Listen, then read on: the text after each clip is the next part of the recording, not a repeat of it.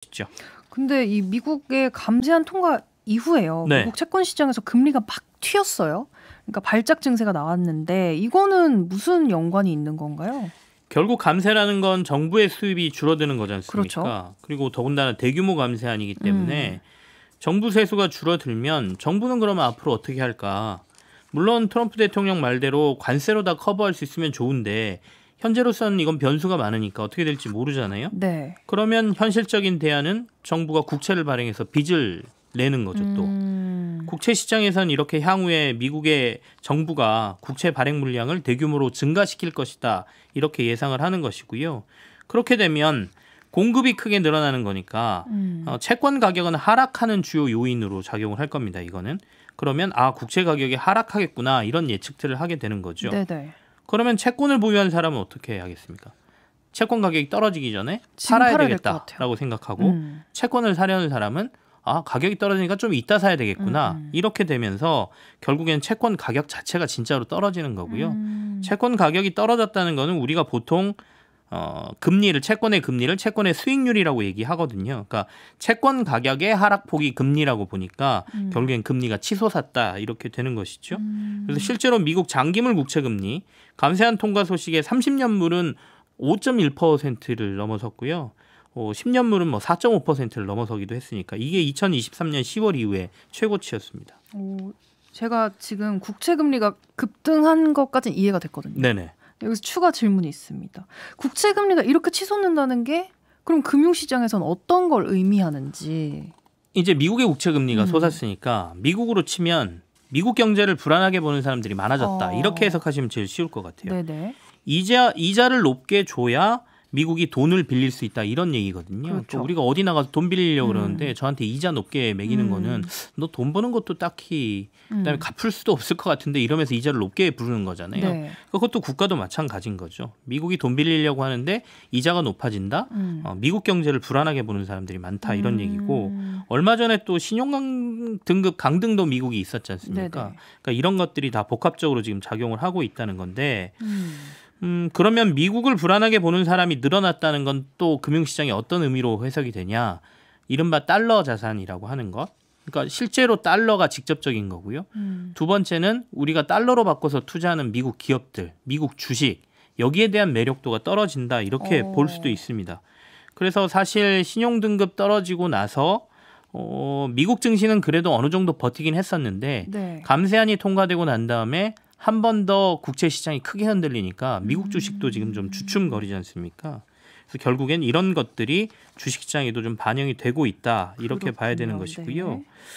또 하나는 이렇게 국채 금리가 많이 오르게 되면 큰 자금들을 운영하는 연기금이라든지 국민연금이라든지 우리나라만 있는 건 아니거든요. 네네. 보험사라든지 이런 데들의 포트폴리오가 좀 조정될 수 있습니다. 그러니까 어떡해요? 아주 길게 투자하는 사람들이기 때문에 미국이 국가 자체가 없어지거나 부도거나 이렇게는 보이지 않잖아요. 그러면 국채 금리가 5%까지 준다라고 하면 미국의 채권에 대한 투자 매력도는 올라가요. 지금 당장은 불안하게 보고 있지만 네. 그래서 거기에 대한 투자 수요가 늘면서 이들이 주식에 투자하던 비중을 줄이고 채권으로 넘어가는 현상도 나오기 때문에 결국에 미국에 대한 달러 자산은 좀 약해질 가능성에 대해서 얘기를 하고 있어서 이런 것들이 복합적으로 작용을 하면서 금융시장의 전반적인 변동성을 지금 키우고 있다 이렇게 봐야 되겠죠.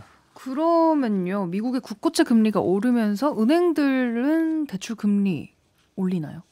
이게 이제 미국이냐 우리나라냐의 차이긴 한데 물어보시는 건 우리나라 네, 그렇죠. 은행들이 금리 올릴 거냐 이게 궁금하신 제가 거잖아요. 제일 중요하니까. 네. 사실 최근에 시중은행들이 대출 금리를 조금 올린다라는 얘기가 좀 들려오지 않습니까? 네네. 이거는 지금 미국의 금리 영향이라기보다는 정부 정책 변화 때문이다라고 보시는 게 맞을 것 같아요.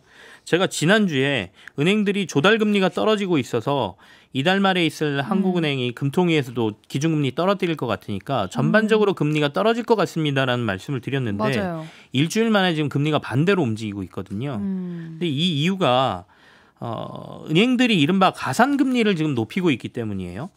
아까 제가 정책 때문이라고 말씀드렸는데 정부가 스트레스 DSR이라는 제도를 7월 달에 지금 시행하기로 돼 있거든요. 아, 그렇죠. 다들 아시겠지만 이 3단계 시행이 이제 7월인데 네. DSR은 이제 우리가 은행에서 돈 빌릴 때 당신이 돈 버는 것 그다음에 빌려가서 뭐 돈에서 내는 이자 뭐 이런 것들 다 포함해서 얼마나 감당할 수 있는지 상환 능력을 보고 대출의 총액을 결정해 주는 제도잖아요. 네.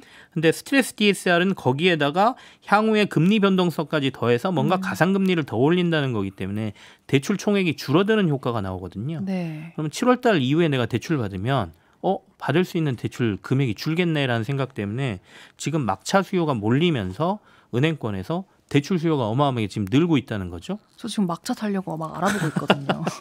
그렇다 보니까 네. 정부에서 가계대출이 너무 많이 느네? 라고 하면서 은행에다가 약간의 지금 사인을 주는 겁니다. 너네 이거 대출 너무 많이 해주지 마. 네. 그러면 은행들이 어떻게 하냐면 금리를 올려요. 지금 기준금리는 떨어지고 있는데 가상금리라고 아까 제가 말씀드렸지 않습니까? 이 가상금리를 살짝 올려가지고 대출하러 왔다가 금리가 너무 높아서 저는 안 하겠습니다라는 사람들을 만들어내려고 상품의 매력도를 떨어뜨리는 거거든요. 네. 그러면 이건 누구 좋은 일이냐? 은행만 좋은 일인 거예요. 지난번에도 한번 저희가 이런 사례를 경험했지 않습니까?